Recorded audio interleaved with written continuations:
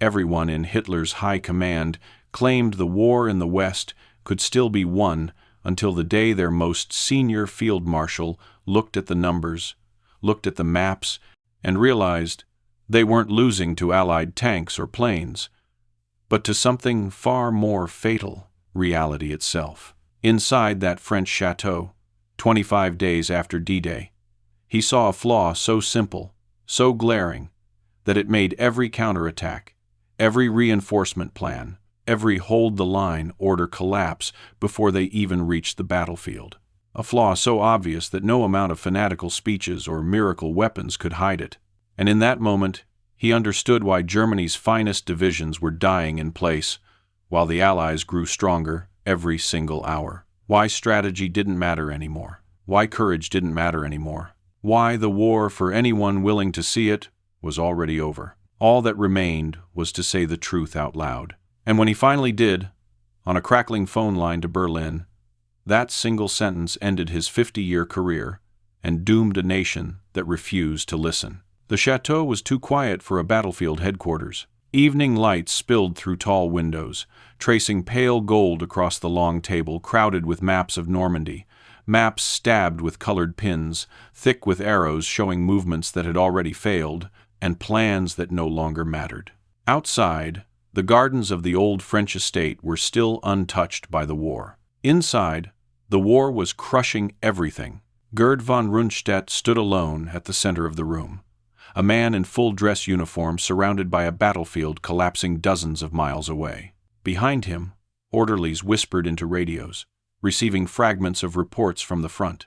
A battalion gone missing near Caen, an ammunition convoy destroyed before reaching the line, an entire regiment reduced to scattered groups hiding in hedgerows. The kind of updates that didn't require imagination, only resignation. For days, Rundstedt had watched the map change the same way. Allied arrows growing broader, German positions shrinking, whole sectors twisting under the pressure of American armor and British artillery. He didn't need field reports anymore. The map itself was screaming. And yet Berlin kept asking the same question, as if the question alone could reverse the war. A knock broke the stillness. An aide, face pale, stepped inside and whispered the words Rundstedt knew were coming. "Field Marshal Keitel on the line, sir." Well, no. The senior-most soldier in Germany nodded without looking up. He already knew why the call was coming. Cherbourg had fallen. Caen was holding by a thread. Panzer divisions were still waiting for orders, trapped behind a dictator's illusions. The Allies were landing supplies faster than Germany could destroy them. The outcome was as clear as the sunset bleeding through the windows. But in the Wolf's Lair, thousands of miles away, hidden in the forests of East Prussia, none of that clarity existed. There, reality arrived, softened, edited, reshaped into the shape Hitler could tolerate. Rundstedt had spent weeks sending messages that reflected the truth. He had received speeches in return, not solutions. He lifted the receiver. On the other end, Keitel's voice was thin and strained, like a man balancing on the edge of a truth he wasn't allowed to acknowledge. Static, cracked between words. Rundstedt imagined him standing inside Hitler's headquarters, surrounded by officers terrified not of the Allies, but of the man they served. "Field Marshal," Keitel began, "the situation in Normandy, what is your assessment? If you have when it I." There was no urgency in the question anymore, only fear. Keitel needed guidance. Hitler needed reassurance. Rundstedt had neither to give. He turned slowly toward the map table.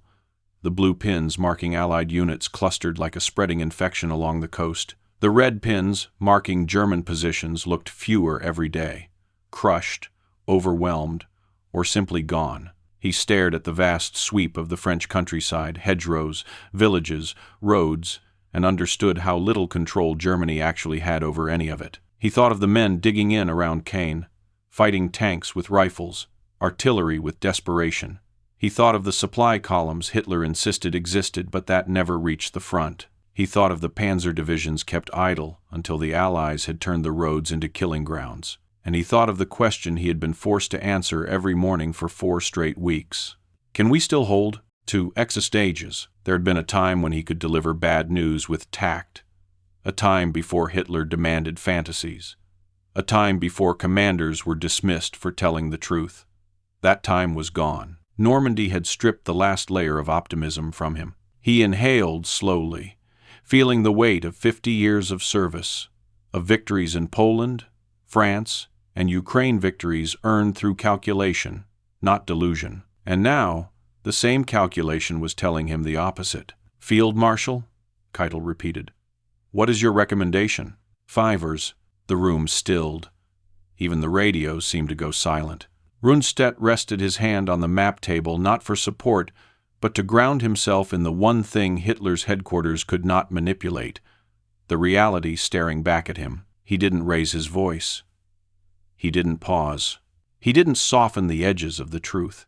His answer cut through the line like steel. And in Berlin, Keitel said nothing, because there was nothing left to say. The war on the map had already ended. Only the war in Hitler's imagination remained. Long before Gerd von Rundstedt stood in a French chateau watching Germany crumble, he had been shaped by a world that believed armies, not parliaments, decided the fate of nations. He was born in 1875, in a Prussia that worshipped discipline the way other countries worshipped religion.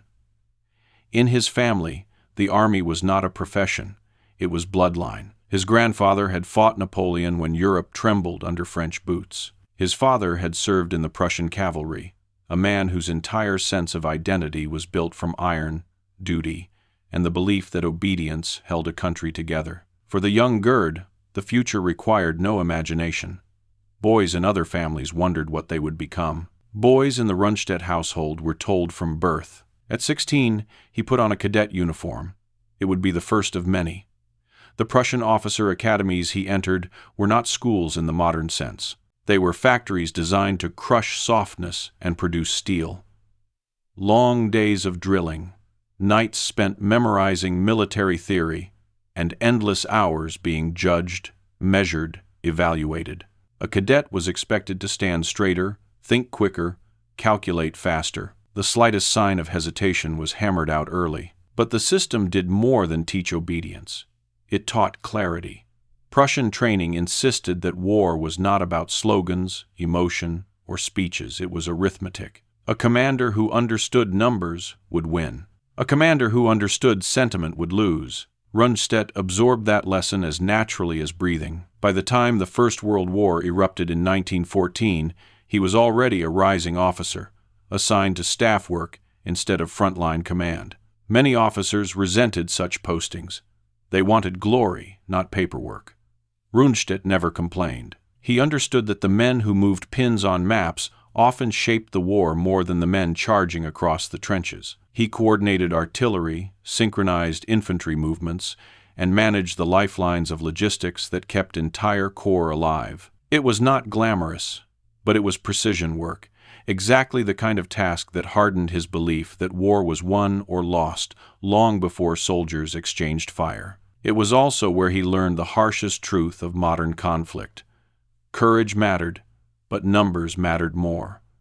You could not outfight a nation with deeper reserves. You could not outmaneuver an enemy who replaced divisions faster than you could destroy them. It was a lesson he would never forget, and the lesson that would later make him see the truth in Normandy faster than any man around Hitler. After Germany's defeat in 1918, the Kaiser fell, the empire collapsed, and the army was reduced to a skeleton. But the skeleton still needed a spine. Rundstedt was part of the handful of officers chosen to rebuild what remained. Promotions came steadily, not from ambition, but from competence. He was not loud. He was not theatrical. He earned respect the way Prussians believed it should be earned, through work, not words. By the early 1932nd, he commanded a division. In 1936, he was one of the highest-ranking officers in the German military. When Hitler rose to power, Rundstedt was already a relic of a different age, an aristocrat in a new Germany that valued fanaticism over discipline, ideology over professionalism. He never joined the Nazi Party, never raised his voice in support of its ideology.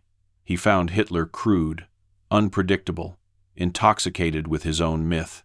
Among trusted comrades, Rundstedt used a nickname that captured his contempt: the Bohemian Corporal. But contempt was not rebellion. Rundstedt was, above all, a servant of the German state. The uniform mattered more than the man wearing it. He had served the Kaiser.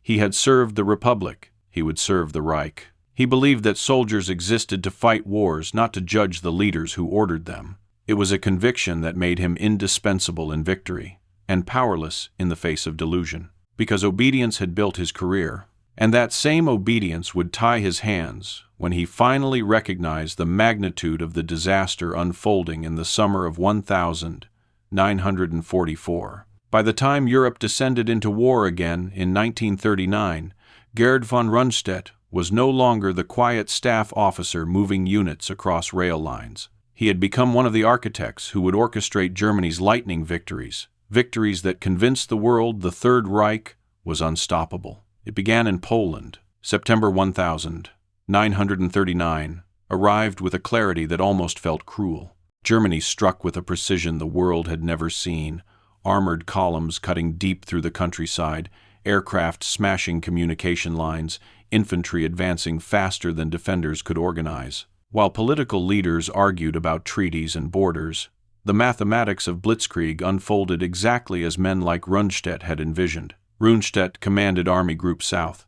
His formations did not merely advance, they carved up the Polish defense with surgical speed, driving toward Warsaw while other German armies collapsed the flanks. In barely 5 weeks, Poland ceased to exist as a sovereign nation. Foreign observers struggled to understand what had happened, but for Rundstedt, it was simple: numbers, speed, and coordination. The formula had worked, and it would work again.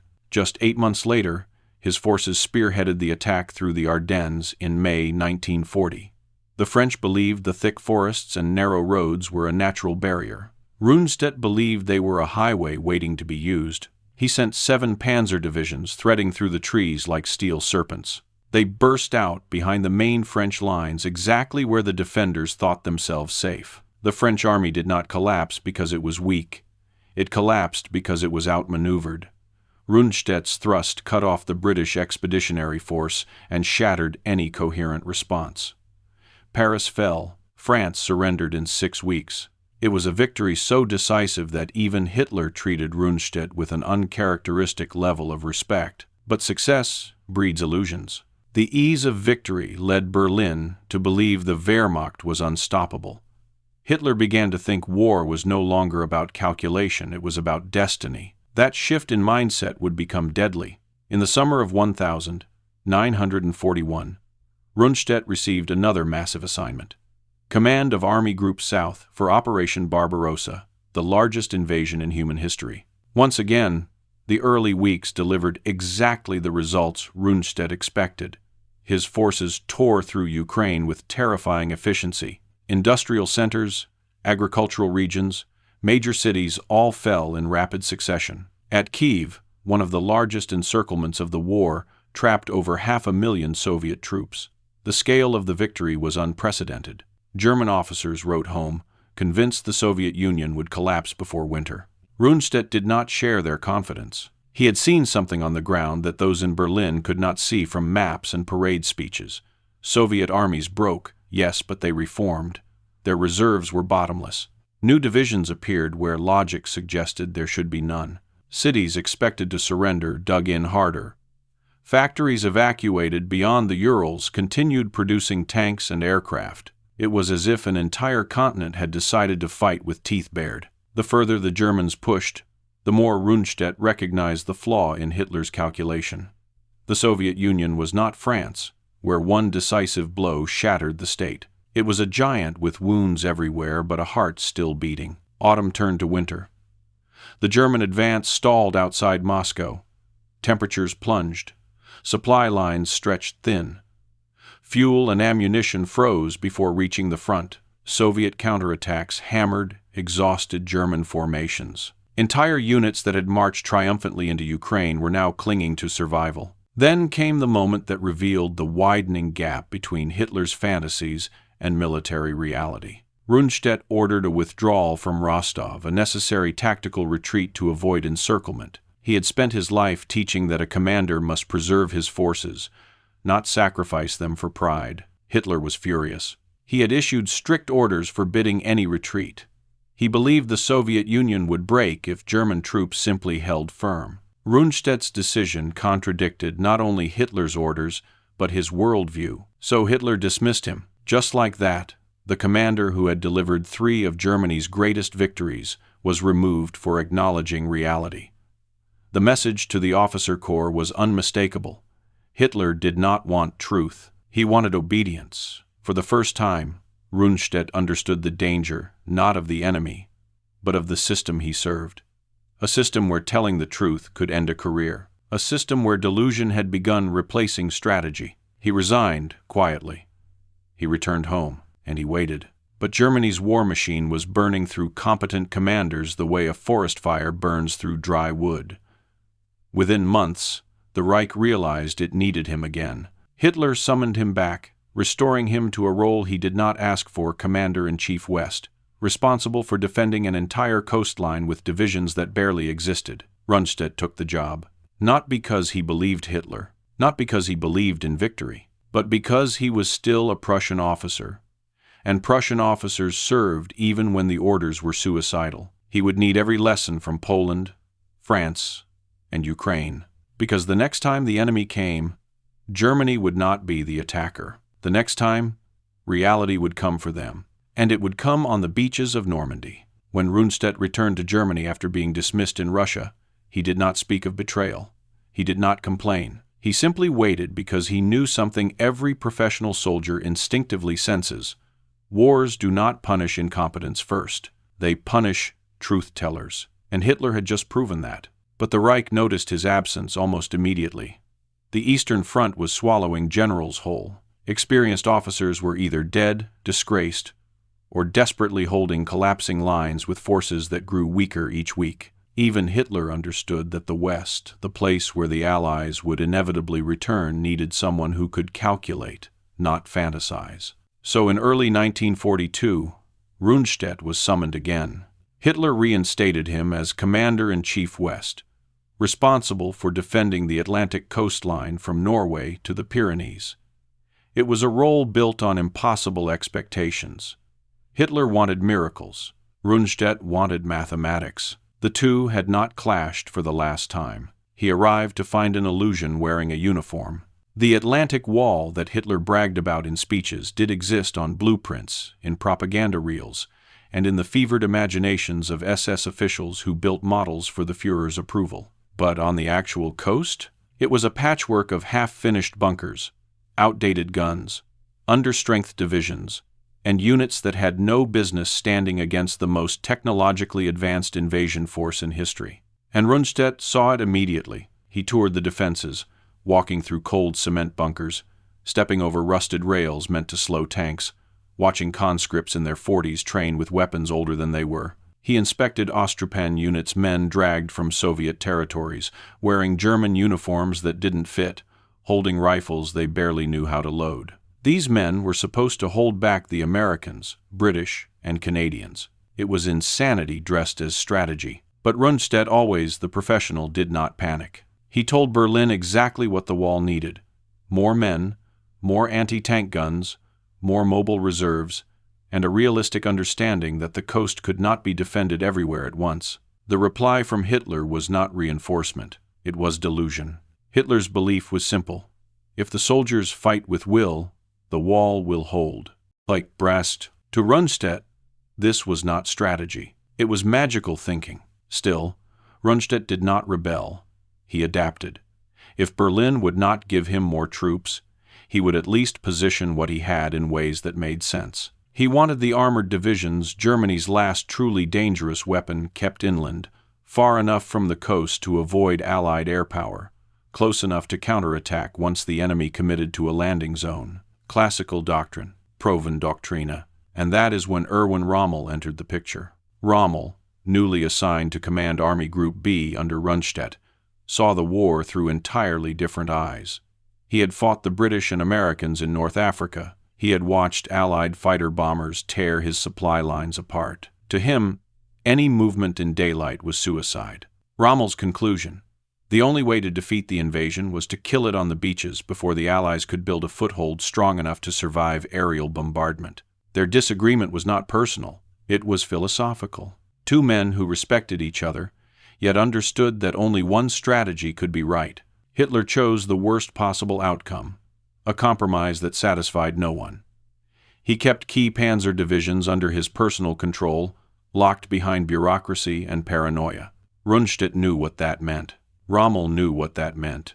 Every experienced officer knew what that meant. When the invasion came, the men who understood the battlefield would be forced to ask permission from a man who had not seen a front line since 1914. Rundstedt returned to his headquarters after those planning conferences with a heaviness he had never felt, not even in Russia. He recognized the pattern. He had seen it in Rostov. He had seen it in Hitler's refusal to retreat. The Reich was not losing because its soldiers were weak. It was losing because its leadership had built a world where reality was the enemy. And the next time Hitler ignored reality, the price would be paid on a scale the German High Command could barely imagine. Normandy was coming, and Berlin was preparing to fight it with hope instead of truth. By the time 1944 arrived, Rundstedt had inspected enough of the Atlantic coast to understand the truth that no one in Berlin wanted to face. The wall Hitler bragged about was not a fortress. It was a facade. On paper, he commanded more than 50 divisions.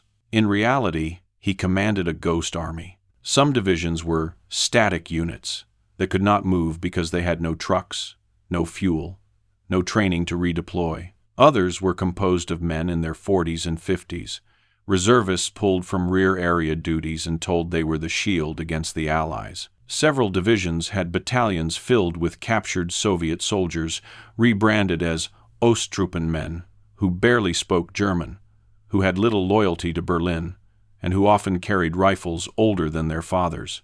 And then there was the Luftwaffe, or rather, the absence of it. Hitler still spoke as if the German Air Force was a decisive arm capable of smashing any invasion fleet. Rundstedt knew better. Allied bombers flew over France almost unopposed. Fighter bombers prowled the skies daily, striking rail yards, bridges, depots, and anything that moved. Rundstedt once watched a column of German trucks crawl along a road near the coast. Within minutes, Allied aircraft spotted them and tore them apart before the lead vehicle even reached its next checkpoint. He wrote to Berlin repeatedly, "The enemy has total air supremacy. Nothing moves by day." Each message was met with excuses, promises, or silence. Berlin still lived in the world of 1,940. Rundstedt had to fight in the world of 1,944. The mathematics were brutal. The Allies could land wherever they wished, along thousands of miles of coastline. Rundstedt had to guess correctly with a force too weak to cover even a fraction of that distance. Normandy, Calais, Brittany, the Low Countries, any could be the target, and every panzer division held back from the correct sector meant another 10 miles of beach left undefended. For Rundstedt, this was not indecision. It was geometry, a line too long, a force too thin, a clock ticking too fast. In conference after conference, he explained the reality with the calm authority of a man who had been fighting wars since Bismarck's time. "You cannot defend everywhere," he said. "You must defend decisively somewhere." But Berlin did not want decisive. Berlin wanted symbolic. Hitler believed the wall should be strong everywhere. Every bunker mattered. Every stretch of sand should be held to the last man.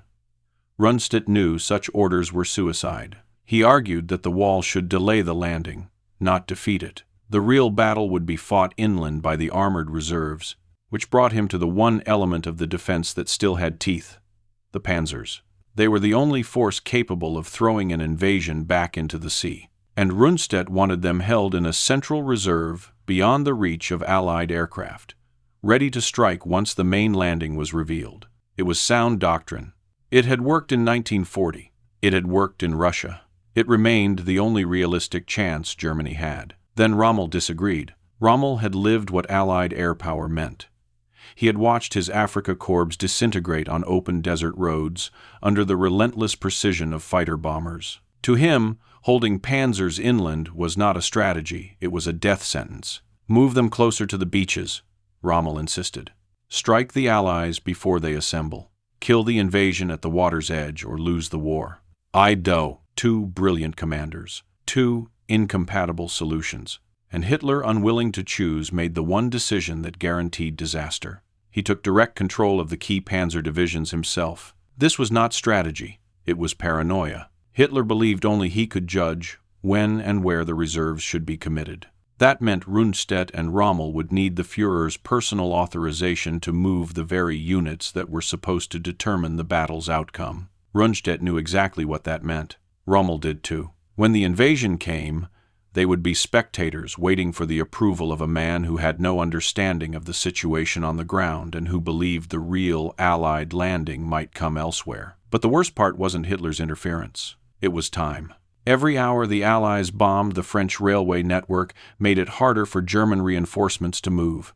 Every bridge destroyed added another delay.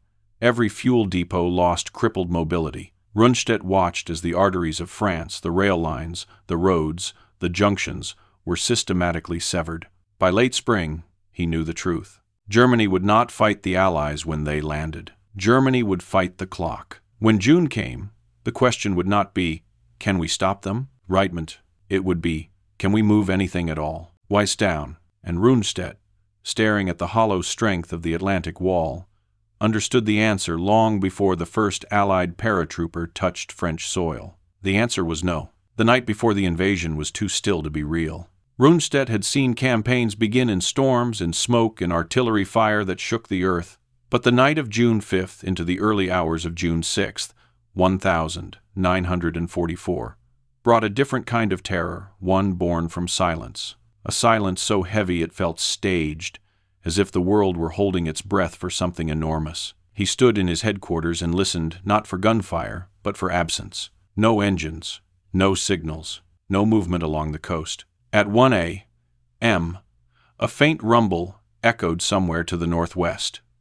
At first it resembled thunder, low, rolling, distant. But it continued far too long.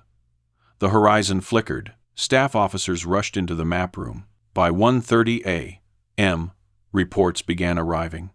Aircraft. Hundreds, no thousands. At 2:00 am, the first message arrived that confirmed what Rundstedt had expected for months.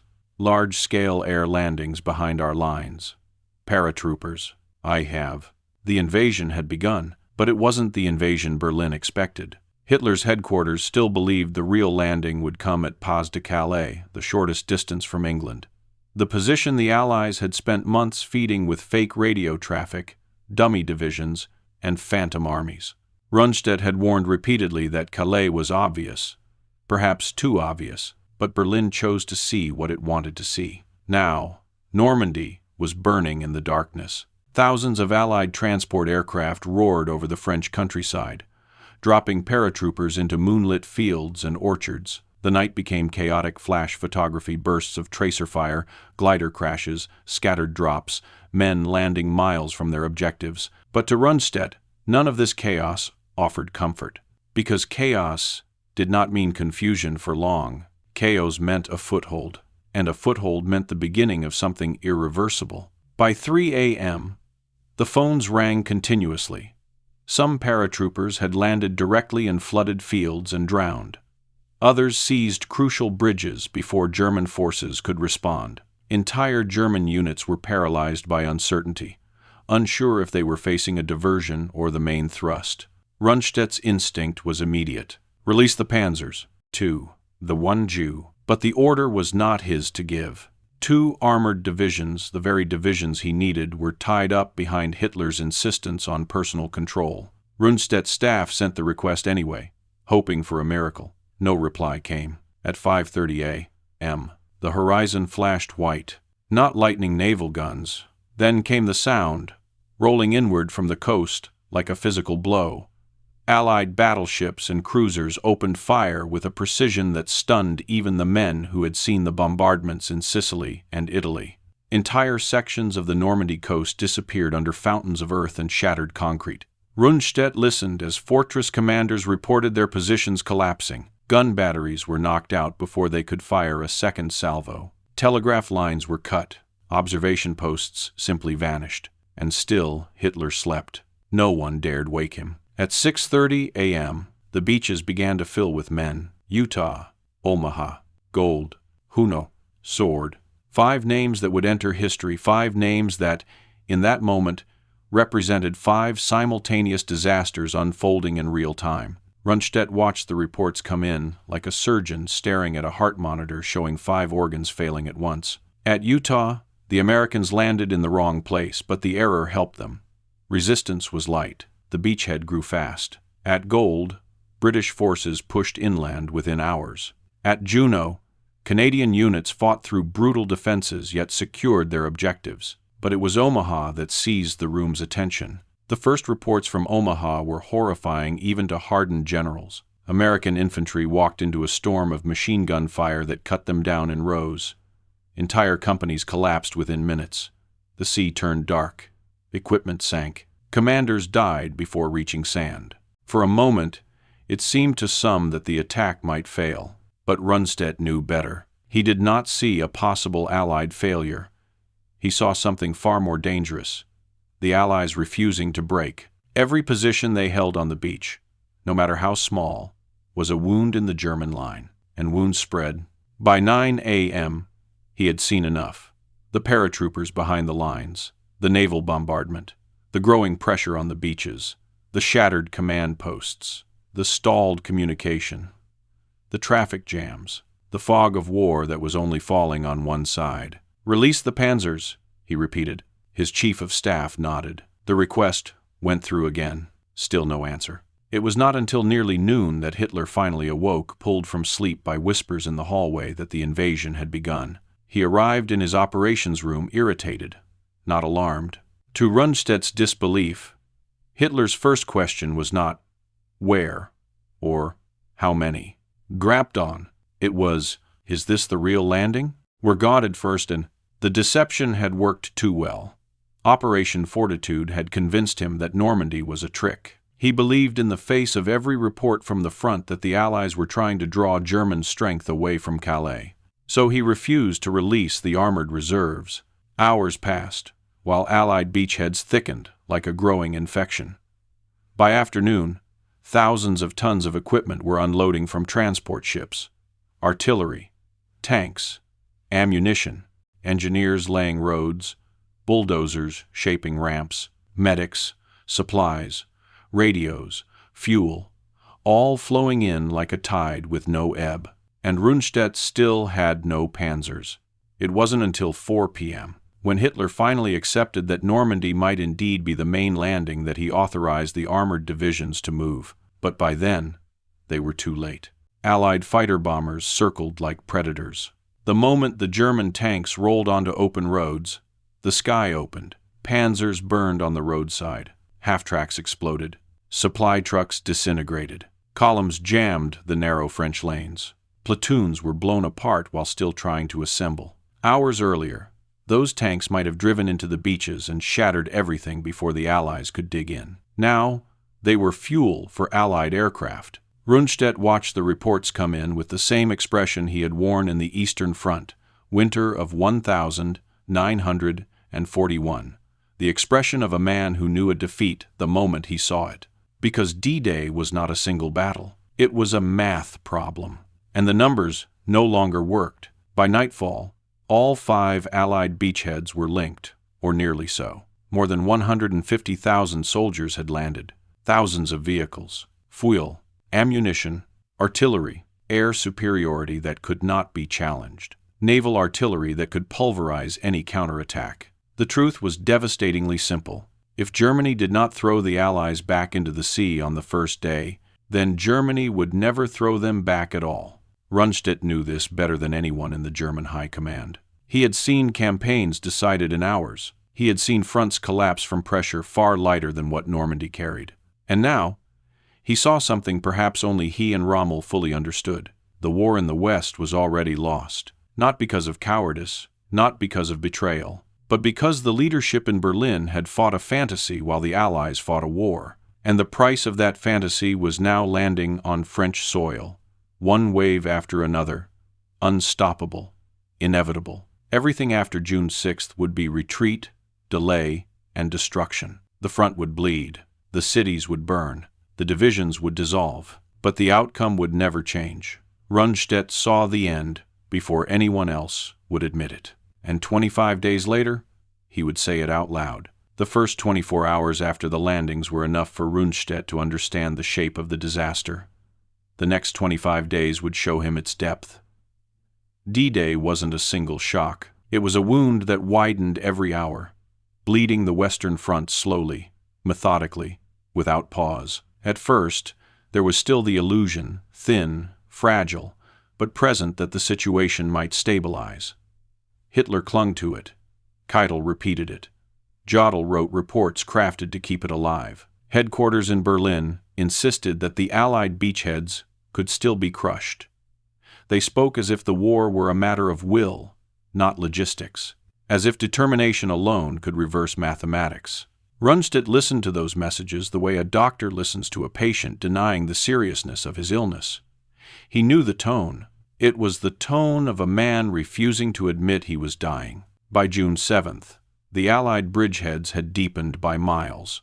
Where the Germans had expected to see bloodied, fragile footholds, they found expanding strongpoints linked by engineers working with frightening speed. The Allies built roads at night under blackout conditions, moved artillery before dawn, constructed supply dumps with the efficiency of a factory assembly line. German headquarters described them as beachheads, as Rundstedt described them as foundations. And, meanwhile, the German response was disintegrating in places long before the men ever saw the enemy.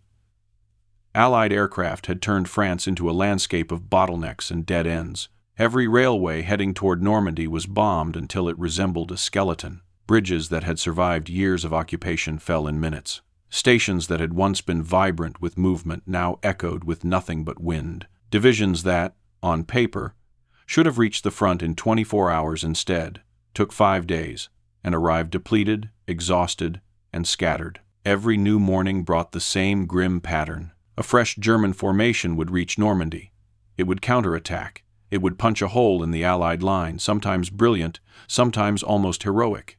Then Allied artillery would answer. Then Allied naval guns. Then Allied aircraft.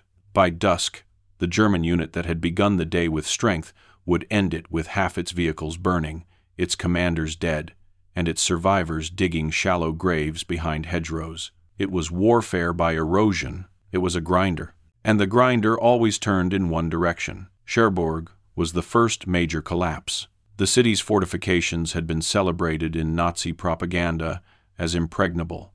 Rundstedt knew better the moment he saw the aerial maps. The port was surrounded, isolated, cut off from reinforcement, starved of fuel. Hitler ordered it held to the last cartridge.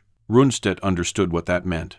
The defenders would fight bravely, die needlessly, and the city would fall exactly on schedule. It did. Cherbourg surrendered on June 26th. German morale sank with it. Because Cherbourg was not merely a port, it was the deep-water gateway that would allow the Americans to turn the invasion from a gamble into a production line. Once operational, it could feed an army, and the Americans were very good at feeding armies. Rundstedt had seen this once before in Russia. The side with the deeper pockets always arrived with replacements. The side with fewer resources always ran out of them. The Germans were running out of everything. To the east, around Caen, the British and Canadians fought a different kind of battle, a slow, grinding contest for a city that refused to fall. Caen was supposed to be in Allied hands on D-Day itself. Instead, it became a crucible where some of the best German tank formations were fed piece by piece into the furnace. Rundstedt watched them go in. He never saw them come out.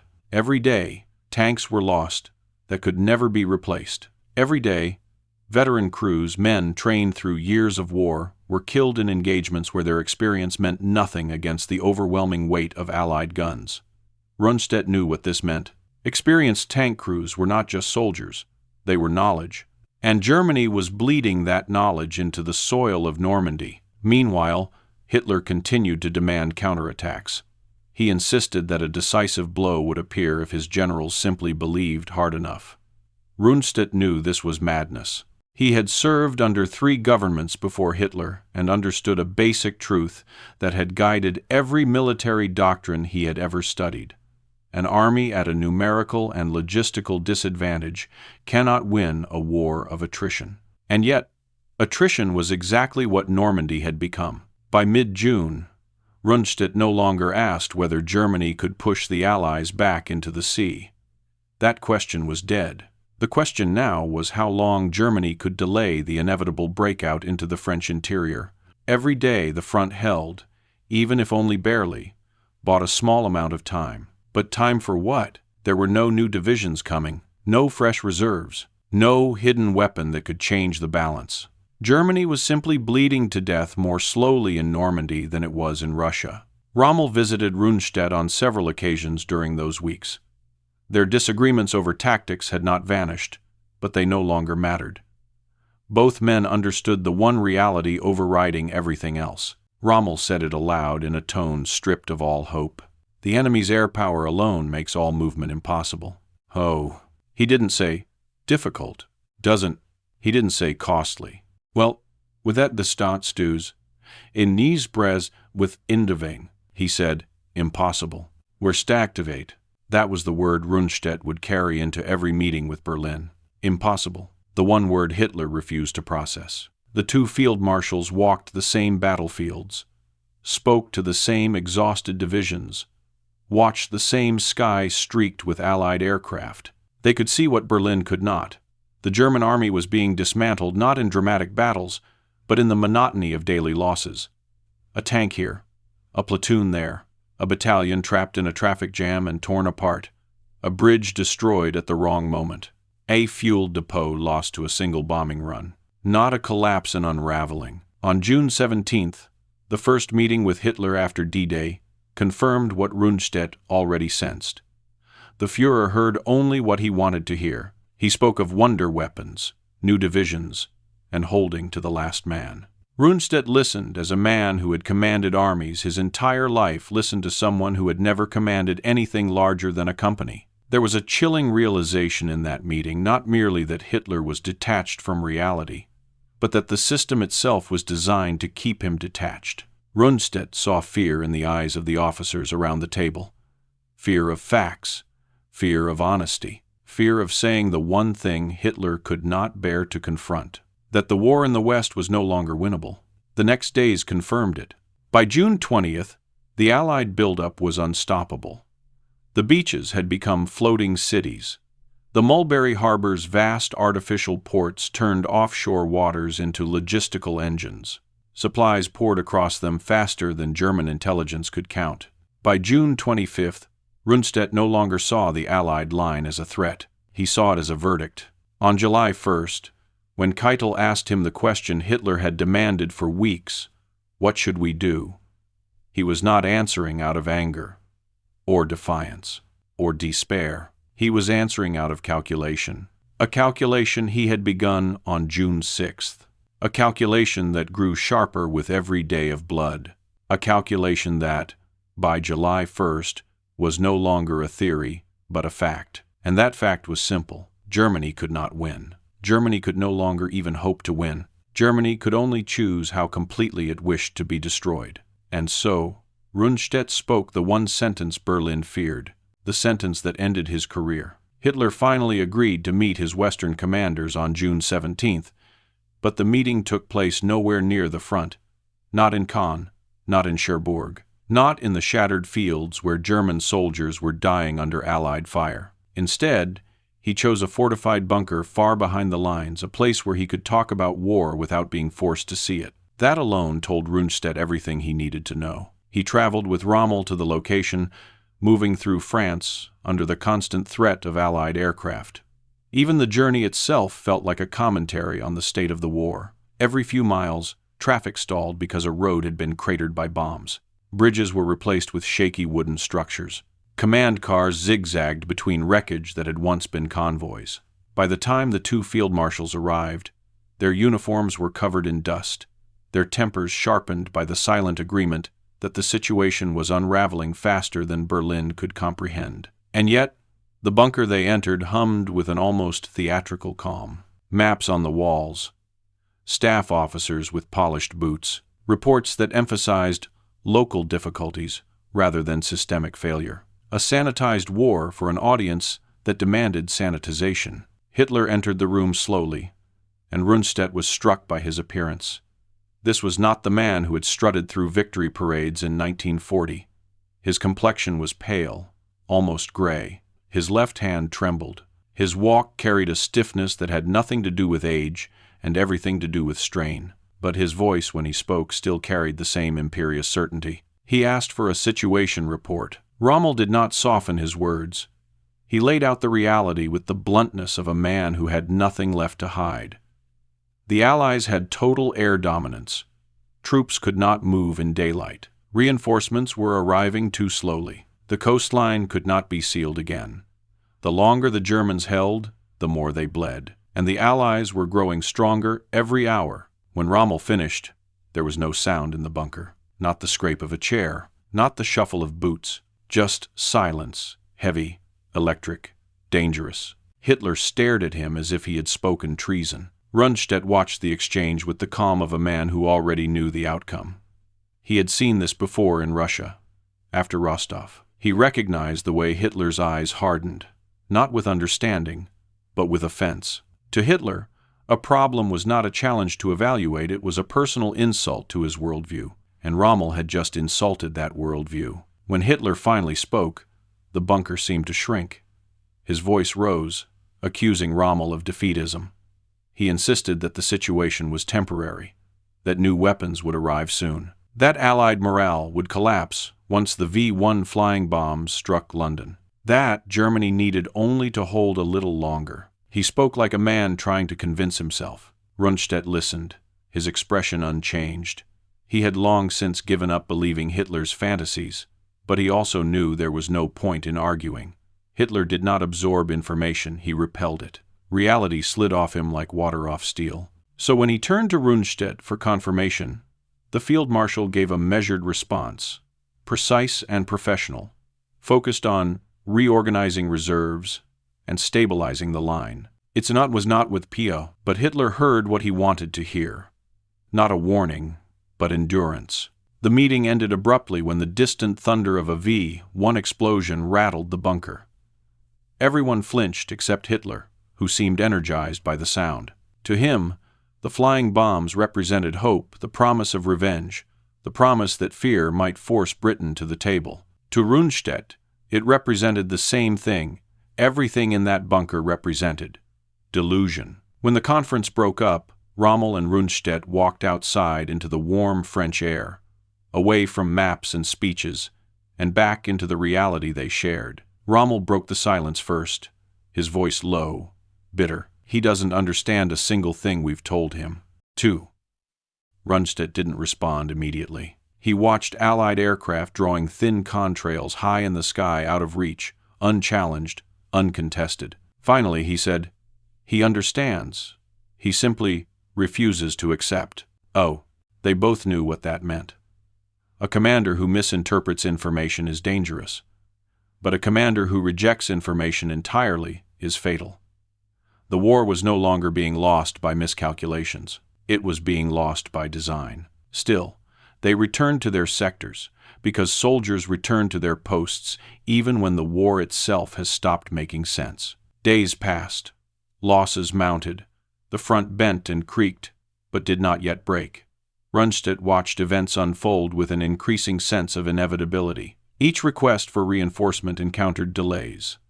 Each counterattack lasted shorter than the last. Each conversation with Berlin revealed deeper layers of denial. Then, on June 29th, Hitler summoned them again, this time to Bavaria.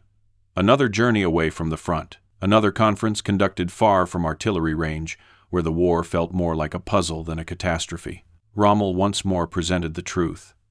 Rundstedt supported him quietly, with facts rather than emotion. Both men argued for a political solution, or at least a strategic withdrawal that might save German forces from annihilation. Hitler erupted again. Accusations of cowardice, demands for faith, promises of new divisions that existed only on paper. The same circular speeches that had filled German headquarters for months.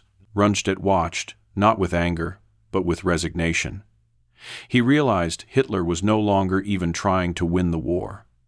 He was trying to preserve the illusion that he understood it. The war had become a mirror in which Hitler refused to see his own failures. And if the leader could not face reality, then the nation built around him would collapse without ever admitting why. When Rundstedt and Rommel left that second meeting, they were no longer debating strategies. They were no longer discussing possibilities. They were discussing consequences. The Allied breakthrough was not a question of if, but when. The only variable left was how many German soldiers would die before Berlin allowed the truth to surface. A truth Rundstedt had already calculated. A truth he would speak aloud in a phone call only days later, knowing full well what it would cost him. In the weeks after that second meeting with Hitler, the Western Front did not collapse all at once. It caved in the way old buildings do, one beam at a time, each failure weakening the next, until the entire structure stood only because it had not yet fallen. And while the front sagged under Allied pressure, something far more dangerous was happening inside the German command. The system began devouring its own realists.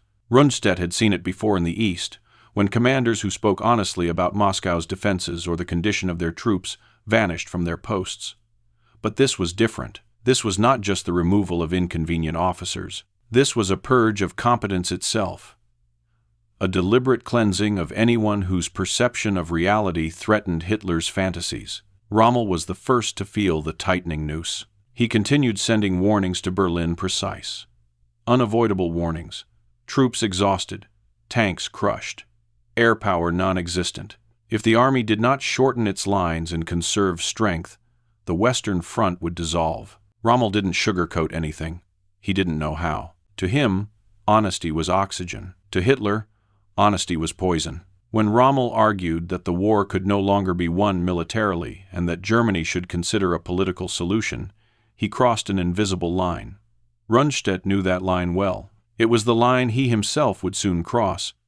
But Rommel crossed it earlier and publicly, and the system reacted exactly as it was designed to. Whispers began in the corridors of the Wolf's Lair. Rumors of disloyalty, accusations of defeatism, files opened quietly by the Gestapo.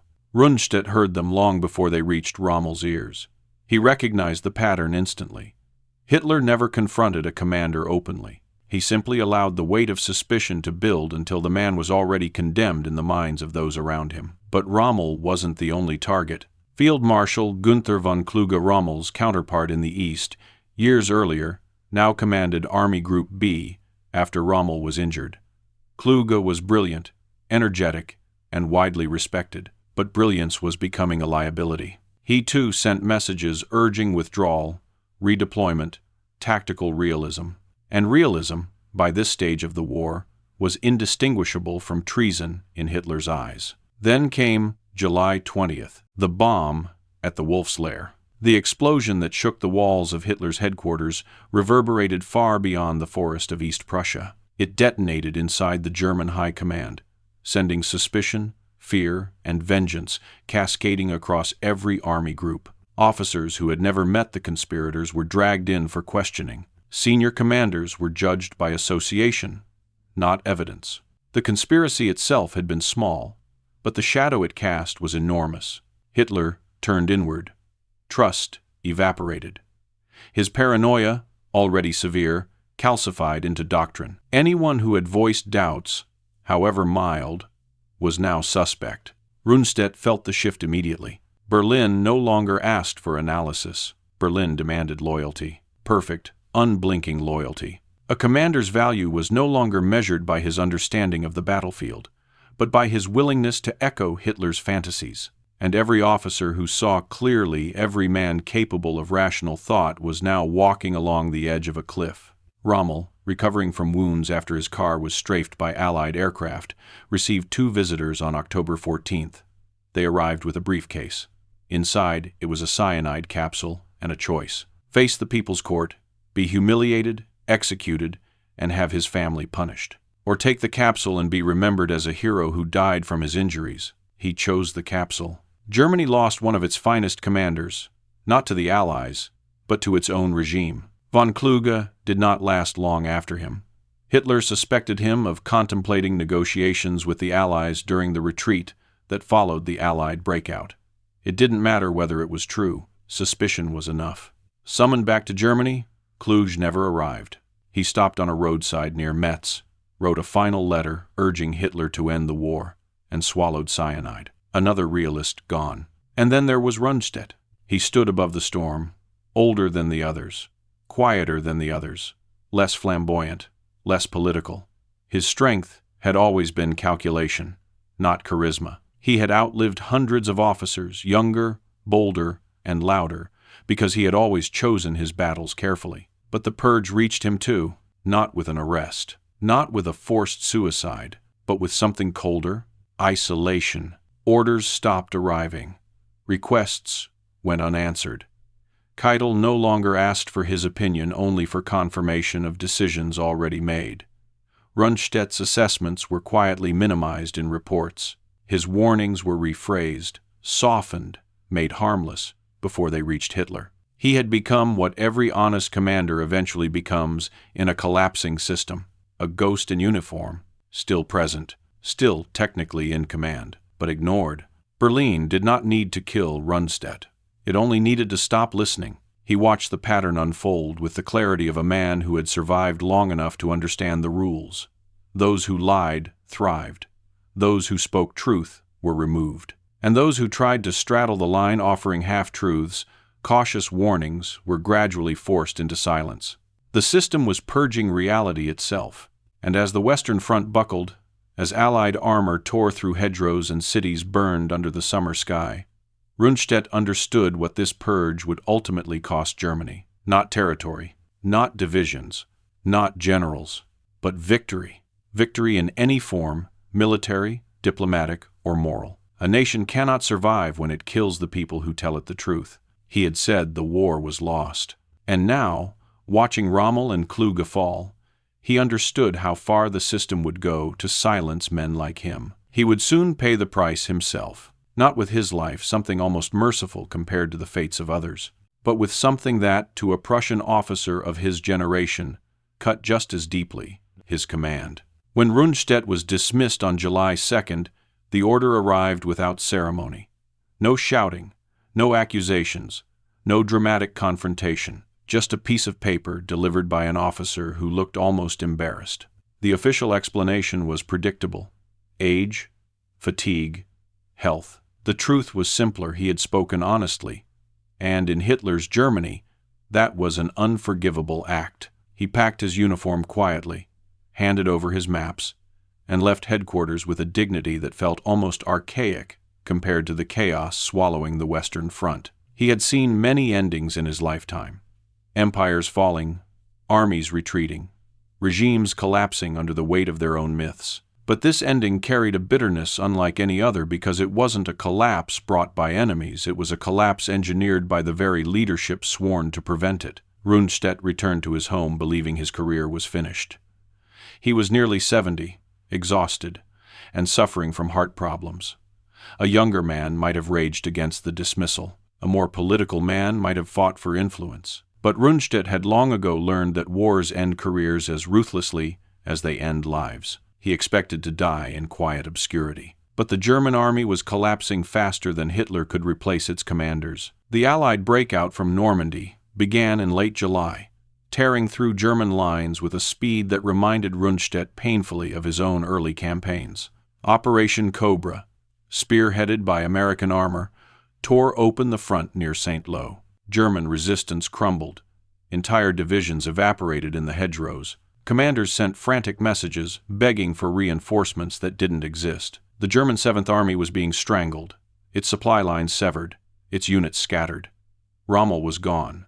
Kluge was wavering. The Western Front needed a commander, someone with authority, experience, and enough prestige to give the illusion that the situation could still be controlled. And so, in early September, Rundstedt received the message he never expected: return, not as an advisor, not as a consultant, but as Commander-in-Chief West, once again. It was an extraordinary act of desperation. Hitler reinstated the same man he had just fired for telling the truth. Even the officers delivering the message struggled to reconcile the contradiction. But Rundstedt understood it perfectly. There was no one else left. He returned to the front with no illusions. He told his staff privately, "My task is not to win anything. My task is to preside over a catastrophe." It was a rare admission of emotion from a man who had spent a lifetime speaking in military precision, but it was also the truth. The Germans had lost France.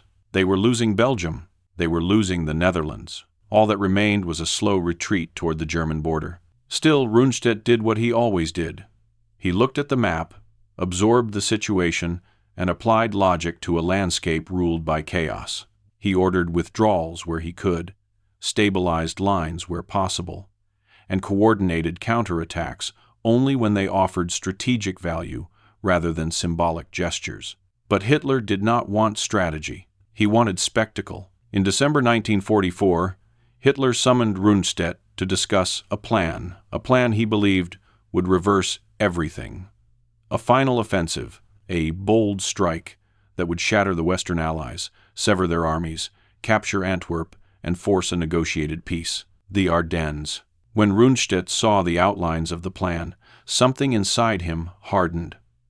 It wasn't the boldness that troubled him. It was the impossibility. The fuel didn't exist. The armor strength wasn't sufficient. The terrain was unforgiving. The Luftwaffe could no longer contest the skies. And even if the Germans broke through the American lines, they could not hold what they captured. He had spent his life calculating the odds of victory. This time, the calculation wasn't complex.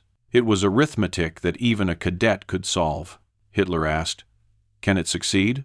"I have no one," Rundstedt answered carefully. Not with open defiance that would only trigger another dismissal, but with precision. "We do not possess the strength for such an operation. A limited attack may achieve success, a large one cannot." Well, but Hitler wanted the large one. He wanted a miracle. And when dictators want miracles, generals no longer matter. The Battle of the Bulge began on December 16th, 1944.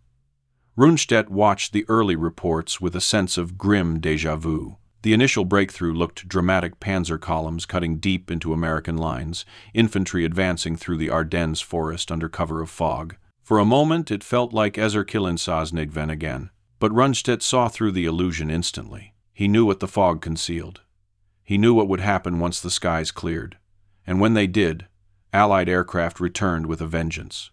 The German advance stalled, then shattered. Tanks ran out of fuel. Units were cut off. The offensive bled to death in the snow. Hitler blamed the generals. Of course he did. He summoned Rundstedt on January 1st and asked the question he always asked when reality contradicted his fantasies. "What should we do?" "If you arted by the mile." Rundstedt did not hesitate this time. He did not soften his words. He did not speak in metaphors. He looked Hitler directly in the eyes and said, "Make peace." One of that one. It was not a suggestion. It was a verdict. Hitler dismissed him days later the third and final time. The pattern was complete. Rundstedt had survived longer than Rommel, longer than Klug, longer than most of the officer corps. But in the end, he met the same fate as every commander who saw clearly. He was removed not because he failed, but because he understood. As he left headquarters, he did not look back. There was nothing left to see. The Reich he had served for decades was collapsing around him. The army he had devoted his life to was bleeding out. The war he had warned would be lost was now ending exactly as he predicted, slowly, painfully, inevitably. He had returned only to witness the end, and now, dismissed once more, he would watch it from afar, an old man who had spent 50 years walking battlefields, now walking away from the final one. But the war was not done with him yet. His final chapter would come, not on the front, but in the ruins of a country that refused to listen until nothing was left. When Rundstedt left his headquarters for the final time, winter had already swallowed the Western Front. Snow muffled the echo of artillery. Villages burned beneath a sky the color of steel, and retreating German columns trudged eastward like ghosts, marching toward a grave they had not chosen. The once grand Wehrmacht, an army that had conquered half of Europe, was reduced to fragments, held together by stubbornness rather than strategy. Rundstedt watched the collapse not as a commander anymore, but as a witness, one who had predicted this moment long before Berlin could imagine it. His dismissal after the Ardennes offensive didn't surprise him. What surprised him was how quietly it happened. No accusations, no shouting, just an unceremonious order removing him from command. an old man with heart problems, walking out of a war that no longer had room for men who spoke the truth. He returned home to Bad Tolz, exhausted, ill, and strangely hollow. He had spent 50 years serving the German state, 3 different governments, 2 world wars, and countless campaigns. And now, for the first time since he was 16, he belonged to no command, no unit, no duty. He listened to distant artillery rumbling from the west, then the east, and realized Germany was being crushed between 2 armies stronger than anything he had ever faced. He didn't read Hitler's speeches anymore. He didn't listen to the radio. He understood that none of it mattered.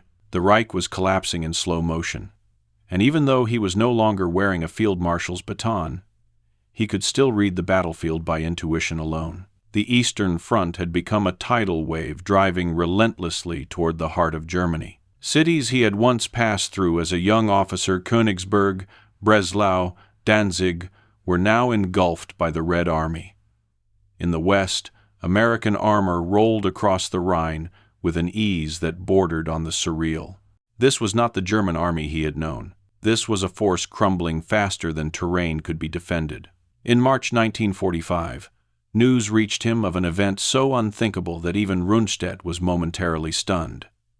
American forces had captured the Ludendorff Bridge at Remagen intact. For the first time since Napoleon, an enemy army had crossed the Rhine without obstruction. Hitler reacted exactly as Rundstedt expected. He looked for someone to blame, and because Rundstedt was the senior commander in the West during the planning of the Ardennes, because he had dared suggest peace in the Führer's presence, because he had become a symbol of the truth Hitler hated, he was the easiest target. Even though he had not been in command when the bridge fell, Hitler dismissed him again in a final gesture of spite. It didn't matter. Rundstedt had no desire to return. The war was no longer a contest of armies, it was a funeral procession for a nation. In early April, he was moved to a military hospital. His heart was failing. His leg had become inflamed and infected, a condition worsened by years of relentless duty and the stress of watching his life's work collapse. For the first time, he was immobile while history accelerated around him. On May 1st, 1945, American troops of the 36th Infantry Division entered Bad Tolz. They found Rundstedt in a hospital bed, weary but composed, wearing a simple tunic without decorations. He did not resist. He did not argue. He simply identified himself and surrendered with the same calmness he had displayed when commanding hundreds of thousands of men. To the Americans, he was a relic, one of the last surviving pieces of the old Prussian military aristocracy, a man who had outlived nearly every colleague of his generation. They treated him with formality, unsure whether to categorize him as a hardened Nazi commander or as a professional soldier caught in a machine that no longer resembled the army he had joined as a cadet. Germany surrendered a week later, and just like that, the empire Rundstedt had served his entire adult life ceased to exist. The Americans interrogated him, but gently. They wanted to understand the German command system, the infighting, the failures, the decisions that had shaped the war. Rundstedt answered professionally, never shifting blame, never defending himself, and never expressing regret. He spoke with the detached clarity of a man who had long ago accepted what others were only now understanding, that Germany had never lost the war on the battlefield. It had lost it in its own headquarters. As weeks turned into months, Rundstedt's health deteriorated further. By 1949, British authorities assembled a case against him, accusing him of transmitting Hitler's commando order. The trial never happened. Doctors determined he was too frail to stand, too weak to testify. The charges were quietly dropped. The war had taken everything from him except time. And now, even that was fading. He spent his final years in quiet obscurity near Celle, walking slowly through the garden behind his house, occasionally receiving historians who wanted to understand the war through his eyes. He rarely offered opinions. He didn't write memoirs. He didn't defend his actions. He didn't condemn others. It was as if he had decided that history would judge him without his help. In February 1953, Gerd von Rundstedt died at 77. His funeral was attended by more than 2,000 people, soldiers, officers, old comrades, curious civilians. They laid him to rest under a simple stone, his name, his rank, his dates, No slogans, no victories, no excuse, just the quiet memorial of a soldier who had seen the truth earlier than anyone and been punished for saying it. In the years after his death, historians continued to circle von Rundstedt's legacy like men trying to decipher a map whose markings had faded. His story did not fit neatly into any category. He was not a zealot like many Nazi generals. He was not a resistor like some of the July 20th conspirators. He was not a visionary strategist, nor was he a reckless gambler. He was something harder to classify. A professional soldier who saw clearly, spoke plainly, and was punished for both. And that is why his story outlived him. Because in the ruins of the Third Reich, in the shattered cities and burned-out factories, in the testimonies of survivors and the grim calculations of military analysts, a single thread ran through every failure Germany suffered. The system destroyed its own eyes. Von Rundstedt was one of those eyes. He had understood the war's trajectory months before others dared whisper it. He had recognized that the Atlantic Wall was a facade, that Allied air power had made classical maneuver impossible, that the Panzer reserves were the only strategic weapon Germany had left, and that the invasion would succeed the moment those reserves were delayed. He saw the mathematics of defeat long before it arrived, and for that he was removed. Historians still debate his moral responsibility. They should. He served a criminal regime without protest. He transmitted orders he found distasteful. He fought wars of aggression with professional detachment. He never resigned, never rebelled, never tried to stop the machine he knew was devouring Europe. But judging him solely through that lens misses the lesson his story ultimately teaches. Because if von Rundstedt embodied anything, it was this. Even a skilled professional becomes powerless when truth is treated as treason. Rundstedt was not destroyed by the Allies. He was destroyed by his own headquarters, by the very institution that needed him most. The same happened to Rommel, to Klug, to any officer who saw clearly and said so. Germany did not lose the war simply because the Allies had more tanks, more planes, more factories. It lost because its leaders refused to hear what their own commanders were trying to tell them. It lost because bad news became a crime. It lost because every layer of its hierarchy filtered truth upward until nothing reached Hitler but fantasy. Rundstedt's downfall was not a personal tragedy. It was a symptom of a system that had made honesty fatal. And this is why his famous words, "End the war, you idiots," endure, not because they were bold, not because they were dramatic, but because they were the first moment in months when someone finally said aloud what the entire high command already knew. Germany didn't lose the war on July 1st, 1944. It had lost it long before that. The moment its leadership decided that loyalty was more valuable than accuracy, obedience more valuable than competence. Rundstedt's story is not a warning about generals or wars.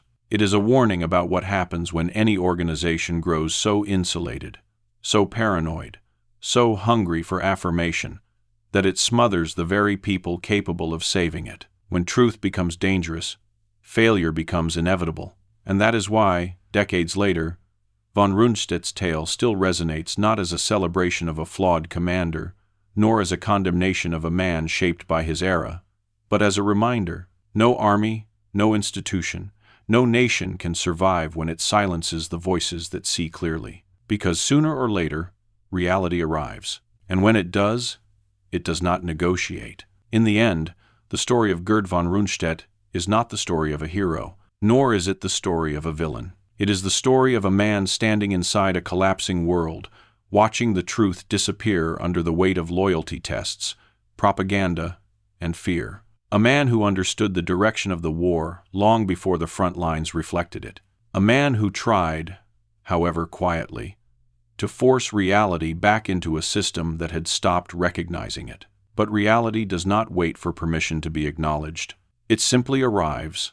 On July 1st, 1944, it took the form of a single sentence spoken over a crackling telephone line, words that cut through months of silence, layers of delusion, and a command structure built on fantasy. End the war, you idiots. Reading 12. Those words did not come from rage, nor from rebellion. They came from exhaustion, the exhaustion of a man who had spent 50 years mastering warfare, only to watch amateurs and ideologues treat it as theater. They came from clarity, the kind that only emerges when illusions finally collapse. And they came from a sense of responsibility not to Hitler, not to the regime, but to the soldiers dying for a war that no longer had a purpose. Rundstedt spent the rest of the conflict watching what happened when truth is ignored. Cities burned, generals vanished, an entire nation paid the price for one man's fantasies. And in that final year, as the Reich crumbled under the combined weight of its enemies and its own blindness, Rundstedt became something rare, a witness who lived long enough to see his warnings unfold exactly as he had predicted. He did not celebrate being right. There was nothing to celebrate. What his life ultimately revealed is painfully simple. Wars are not lost on battlefields.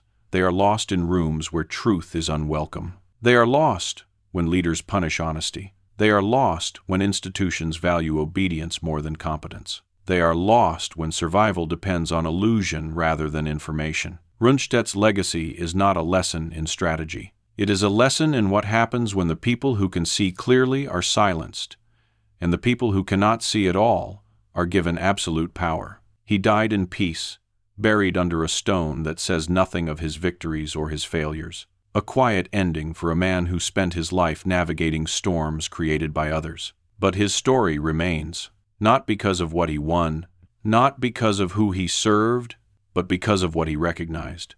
A system that destroys its truth-tellers destroys itself.